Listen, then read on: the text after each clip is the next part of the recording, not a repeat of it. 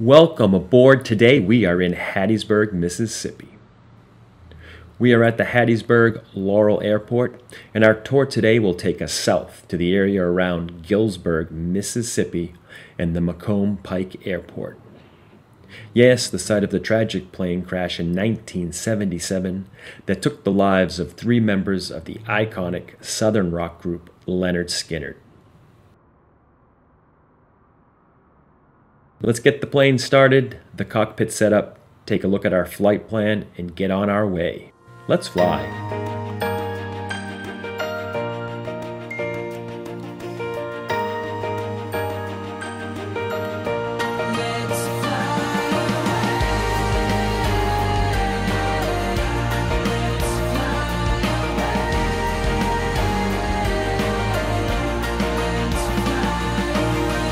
Let's take a quick look at our short flight plan for today. Here's our current location at Hattiesburg Laurel Regional Airport, which has an airport code of KPIB, and it is about 9 miles north of Hattiesburg. The airport itself was not a stop on that tragic flight in 1977, but it was a waypoint on the route the flight was on, as was Macomb. We will be flying to the Macomb Pike Airport, which has the airport code KMCB, and is about 4 miles south of Macomb, Mississippi. Kilo Papa India Bravo automated weather observation 1700 Zulu. Wind 271 at tree. Visibility 9er. Sky condition clear. Temperature 14C dew point. 1 tree C altimeter 29er 9er 2. Kilo Papa India Bravo automated weather observation 1700 Zulu.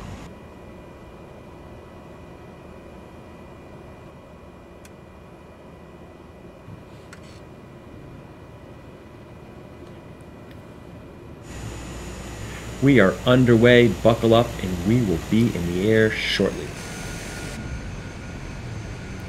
If this is your first tour, what I do is I find interesting places with interesting stories and we fly to them in Microsoft Flight Simulator. Today we are back in the Cessna Grand Caravan, the 208B.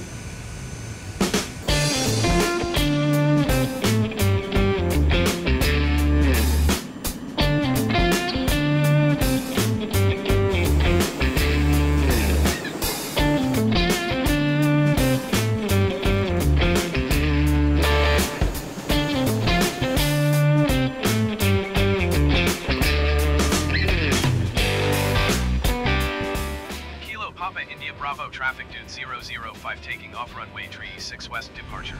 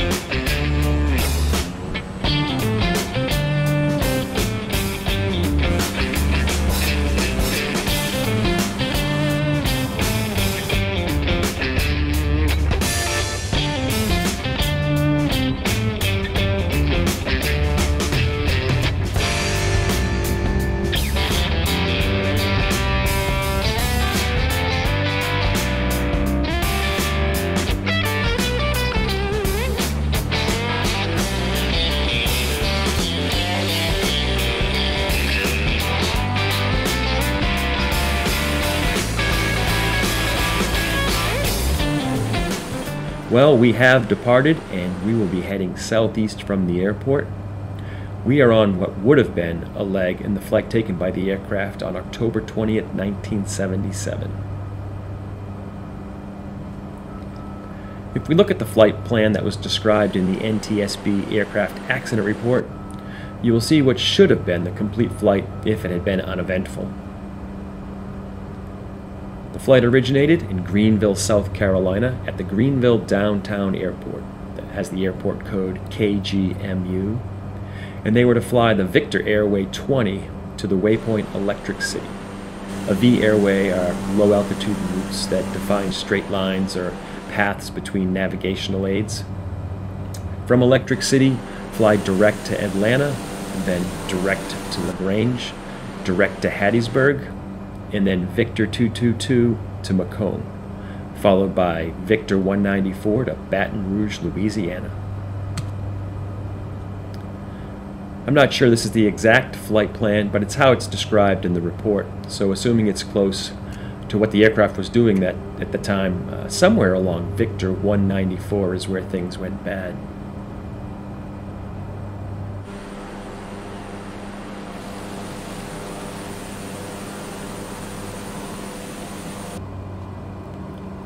The events and actions leading up to the accident and what happened immediately after the crash have been talked about, written about, made into movies, and even argued over, but the basic timeline is pretty well agreed upon.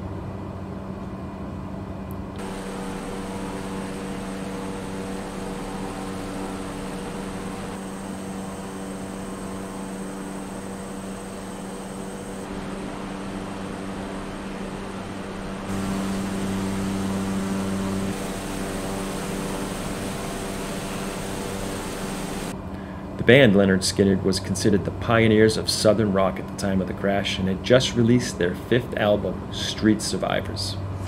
Some of the band's most well-known hits are Freebird, Give Me 3 Steps, and Sweet Home Alabama. The band was on tour to promote their latest work and had leased a Convair 240 twin-engine aircraft to travel between gigs. According to the accident report, the Convair 240 was built in 1947, had its first flight in 1948, and reportedly had 29,013 flight hours on it. The tail number of the aircraft was N55VM, and the aircraft was owned by L&J Company, and they had bought it that same year in 1977.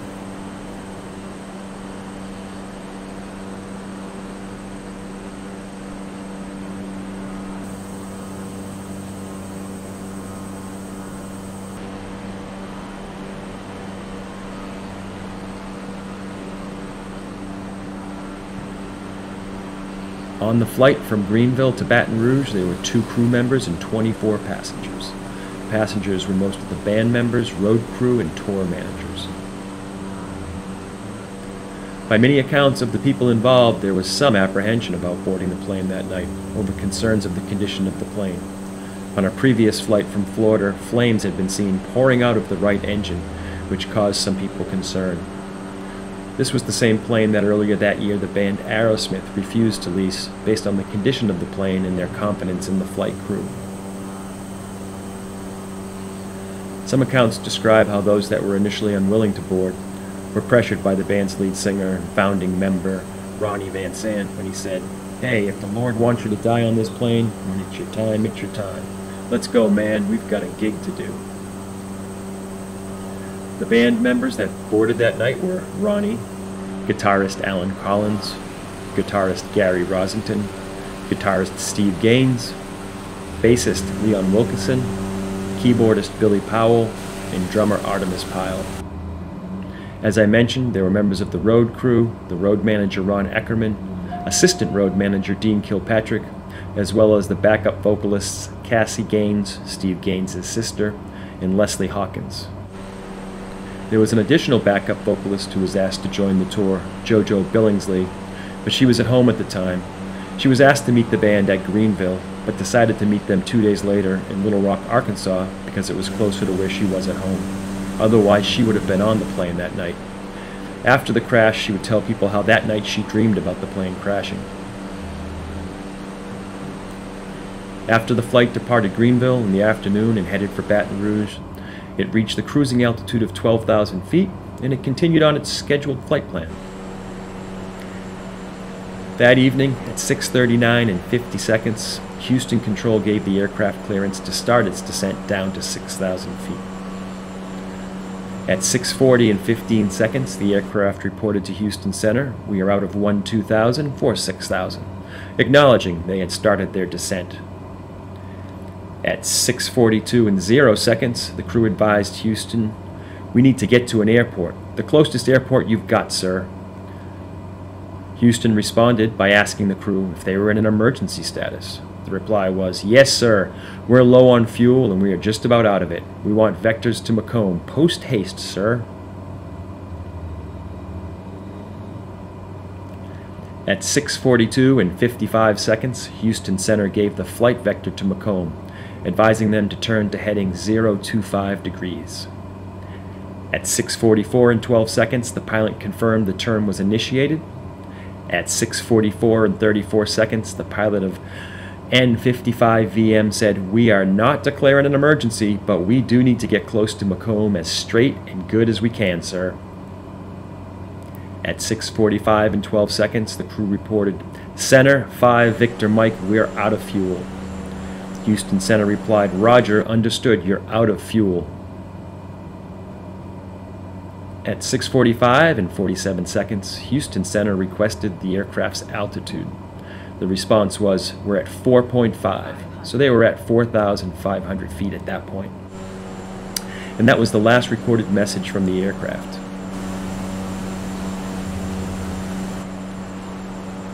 Leading up to this aboard the aircraft, Ronnie Van Zant had been napping on the floor and other members were playing cards. But once the engines went silent, it was apparent something was wrong. The pilots had been attempting to keep the plane level after the right engine had quit, but soon after that, the left engine stalled as well. There was no doubt at that point that they were not going to make the airport. Artemis Pyle, the drummer, was watching all of this take place, and he made his way to the cockpit. Artemis had training as a pilot. He was in aviation while in the Marines and was going to train as a pilot. But his dad, Del Pyle, who was also a pilot, was killed in a mid-air collision in 1971 over Albuquerque, and Artemis lost his desire to fly for a living. So he became a drummer in a rock and roll band, and now here he was in a plane crashing. In the cockpit, Artemis would later say he saw the fear on the pilots' faces and became aware of how serious the situation really was. He returned to the other passengers and instructed everyone to put their seat belts on. They woke up Ronnie, who was initially annoyed at being woken up, but they explained to him what was happening. The band security manager, and Ronnie's longtime friend Gene Odom, claimed at that point he rushed to the cockpit and told the pilots, "I hope you two sons of bitches live through this so I can kill both of you." At 6:55 and 51 seconds, an aircraft reported having picked up a weak transmission from an ELT, which is an emergency location transmitter.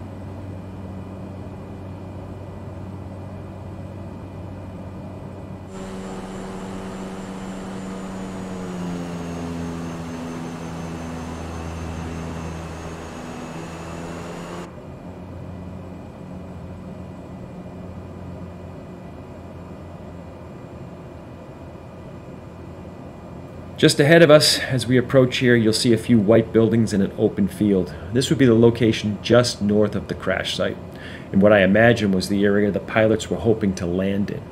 This would have been the Moat Farm, located off of Easley Road.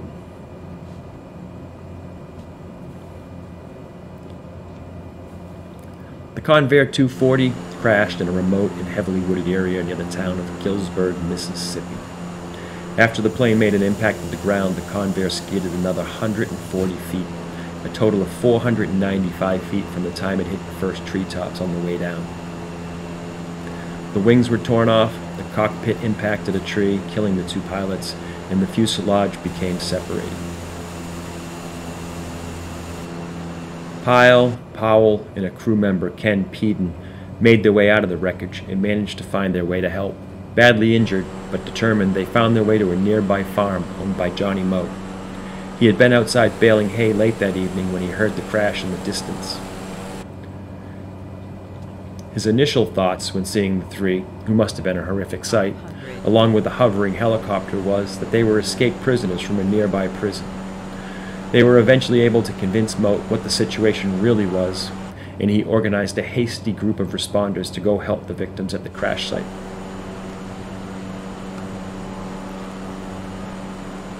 The plane crash took the lives of Ronnie Van Zant, guitarist Steve Gaines, his sister and backup singer Cassie Gaines, the assistant road manager Dean Kilpatrick, as well as the pilot Walter McCreary and his co-pilot William Gray. All of the other passengers suffered extreme injuries. The investigation into the crash determined that the main cause was just simply pilot mismanagement of the fuel on board. There appeared to have been an issue with the magneto, which is the aircraft's version of a spark plug in the right engine, which caused it to be running an overly rich fuel mixture. And Artemis Pyle even noted that when he was in the cockpit, he had questioned why the right engine's fuel mixture was in the auto-rich position, and apparently the pilots were compensating for a problem with the engine. This may have caused an unusually high rate of fuel consumption, but the pilots somehow just didn't manage the situation.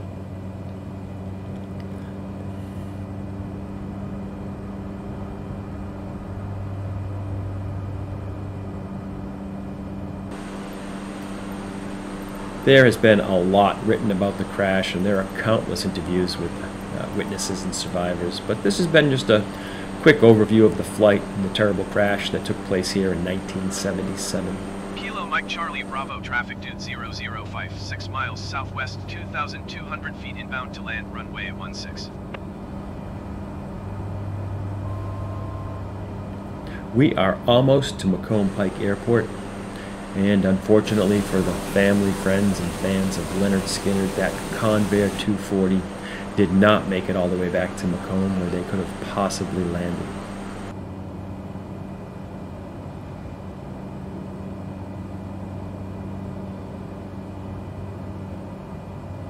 We are on our final approach, and we should be on the ground shortly.